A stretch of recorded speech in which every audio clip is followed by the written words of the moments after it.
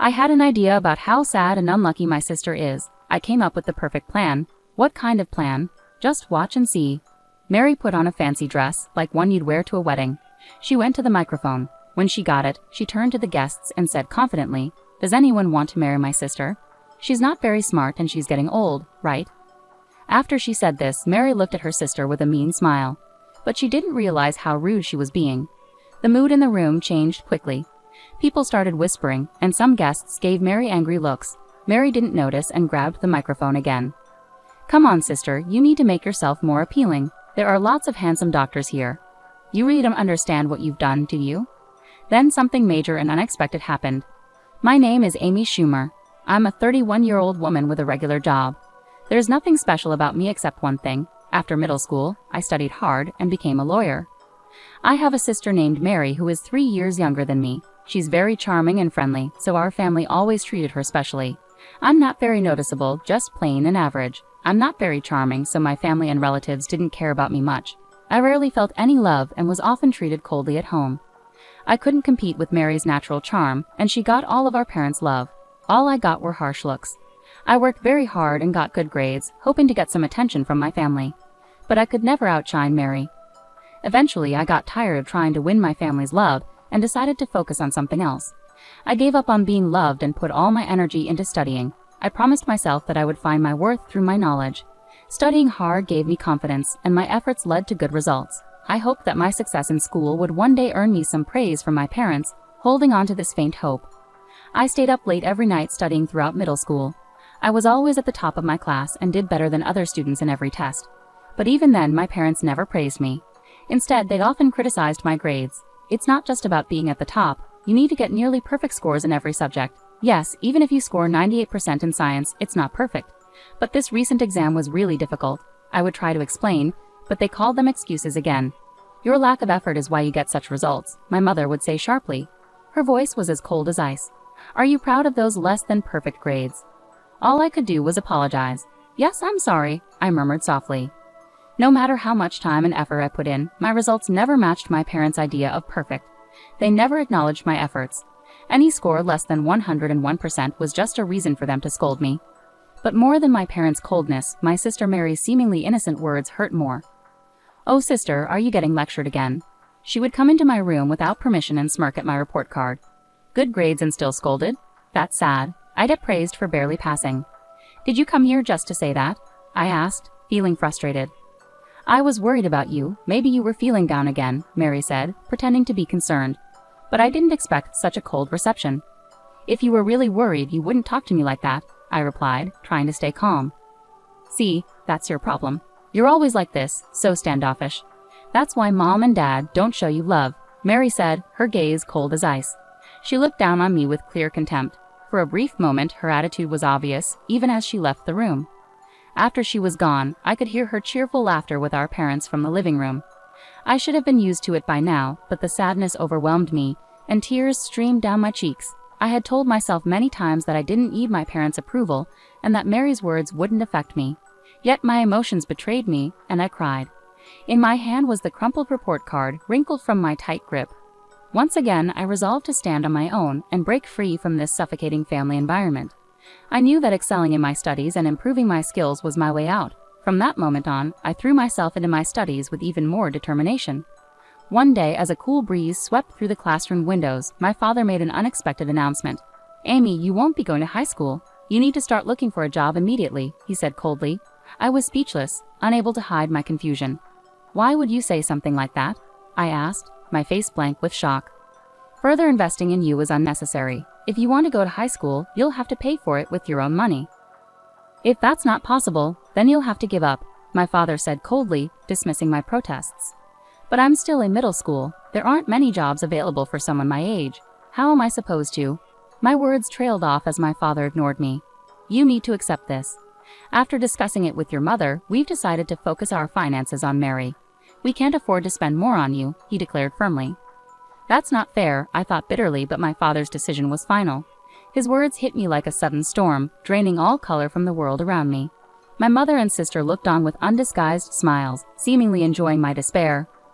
I understand better now. There were options like finding schools with tuition waivers or scholarships. But back then, without knowing how to access that information, I was devastated by the end of my educational path. Since that day, my love for learning quickly faded. Even the praise from my homeroom teacher, who always admired my grades, felt empty. The lack of support for education at home made my chances of going to college seem even more hopeless. Right after graduation, I started working at a local factory since I wasn't old enough to live on my own yet. I stayed with my family until I turned 19, working hard and contributing most of my salary to the household. I saved whatever little money I could for myself, enduring those tough days that felt like crawling through an endless tunnel. On my 19th birthday, I left home. I left a letter for my family and walked away from the place that now only held memories. Their reaction was as if I had never existed, complete silence, no phone calls or letters. Initially, living apart from my family was painful and loneliness shadowed my days. But with time, work kept me busy, easing the loneliness. Moving out and starting my own life relieved the stress I felt at home, bringing a mental clarity I hadn't known before. This newfound peace of mind revived my enthusiasm. I reignited my passion for learning and decided to start studying again from the basics, reviewing diligently. The joy of learning filled my heart once more. I moved on to high school textbooks and immersed myself in extensive reading. Along the way, I became captivated by books on law, sparking a deep interest in the legal profession. Despite only having a junior high education, I discovered the preliminary examination system that allowed me to pursue the bar exam. Armed with this knowledge, I intensified my dedication to studying, using every spare moment, even during short breaks at work. I memorized legal terms during lunch breaks, always preparing for the bar exam. My colleagues, who were mostly older than me, noticed my sincere efforts and supported me. At the age of 24, I successfully passed the bar exam. With this achievement, I left my long-term job at the factory and secured a position at a prestigious law firm. After 5 years of training, I ventured out on my own and established my own law practice. Now I happily serve as a legal consultant for a hospital. Sometimes I wonder what would happen if I told my parents about becoming a lawyer. I think about their possible reactions and if I could finally meet their expectations. Yet deep down, I doubt I'll ever reach out to them. Unexpectedly, a reunion with my family came sooner than expected.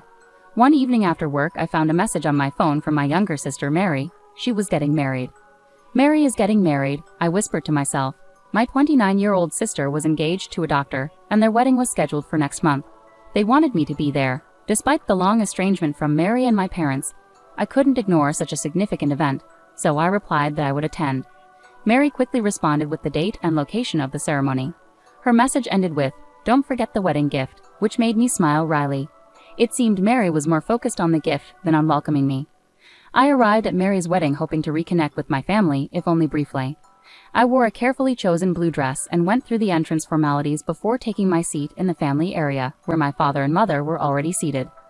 "You have some nerve showing up here. You must be doing well for yourself with your paltry earnings from the factory," my father said coldly. "Indeed, it's embarrassing to have someone like her as family," my mother added with disdain. "Mary shouldn't have invited someone like you," my father continued. I told them the same, but they insisted on taking the celebration money anyway, my mother said quietly. They had this conversation as if I wasn't even there. This was the harsh reality I faced. I had hoped that sharing my side might bridge the gap between us, but that hope was quickly shattered. Both my father and mother seemed determined to avoid speaking to me at all.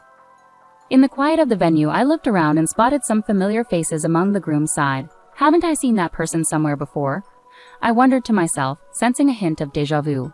As I tried to recall where I knew them from, I looked up the groom's name, and my suspicion turned into certainty.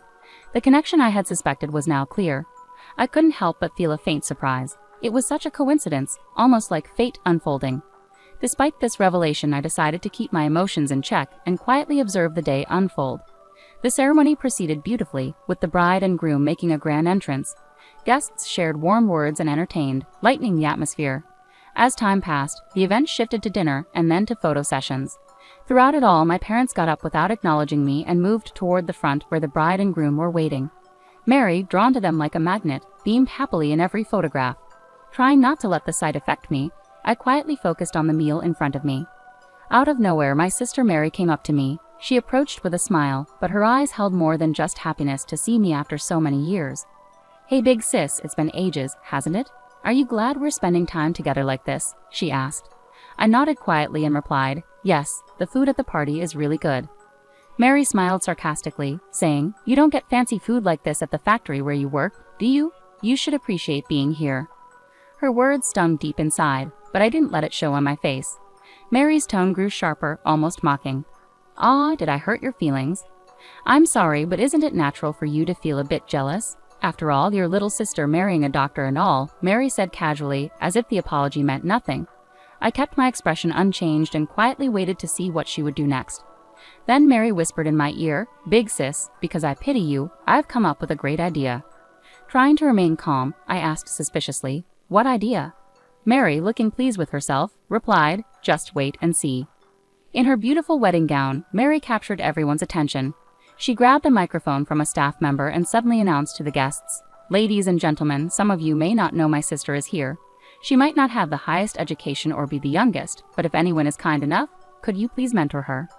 I felt my face flush with embarrassment. "What are you doing, Mary?" I exclaimed. Mary continued even louder, "Even though she doesn't make much money and lives a simple life, is there someone here who can help improve my sister's future?" All eyes were on me as Mary enjoyed my discomfort with a smug smile. Then, unexpectedly, our usually gentle parents joined in. "Please be kind to her," they added. I couldn't take it anymore. Anger boiled inside me. To be mocked like this at a joyful event, how far would they go? It was unbelievable, but now they would face the consequences. As the mood in the room shifted and whispers spread, Mary, oblivious to being the center of attention, cheerfully called out, "Amy, look, there are so many doctors here. This could be your chance." I remained silent, but my resolute stare spoke volumes. "Your games end here," I said firmly. Confused, Mary replied, "Huh?" I responded calmly, "You'll soon realize the gravity of what you've done." Just as Mary began to offer an excuse, the groom suddenly spoke up, "Please wait. Why is everyone getting up from their seats?" The room fell silent as everyone turned to look at the groom. His co-workers from the hospital were standing up, starting to leave. Despite his efforts to stop them, a dignified man who seemed to be the hospital director approached him with resolve. The recent comments made by the bride were so offensive that I'm shocked. "I apologize, but we can't stay here any longer. We're leaving," the hospital director stated firmly. The groom rushed to intervene, taking responsibility for Mary's words and actions. "Please wait. I acknowledge her words were out of line. I'll speak with her directly and make sure she understands." However, the hospital director underscored the seriousness of the situation and revealed something the groom wasn't aware of. "It's not just that. Do you not know who her sister is?" Confused, the groom admitted, "No, I only met her sister today. I heard she worked in a factory after middle school." Clearly irritated, the hospital director responded, "That's absurd. Her sister is a respected lawyer and serves as our hospital's legal advisor." The groom was taken aback by this revelation. He had no idea I held such a significant role. Mary and my parents were stunned as well. Unbeknownst to them, I was the legal advisor at the hospital where Mary's fiancé worked.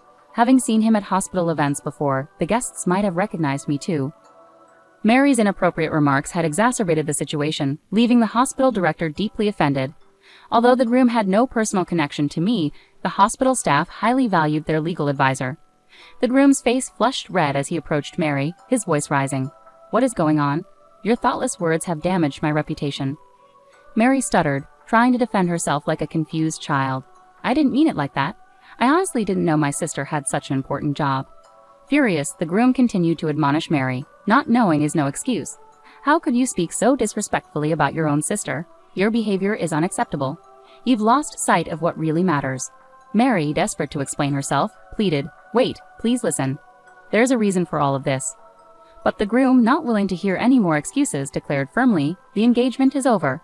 I don't want to hear your explanations. This is where our relationship ends."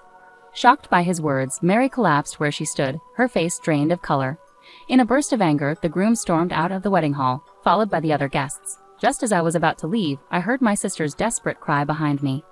"Please, Amy, help me." Ignoring her plea, I turned back and faced her sternly. "Help you? Why should I? You brought this upon yourself with your own actions.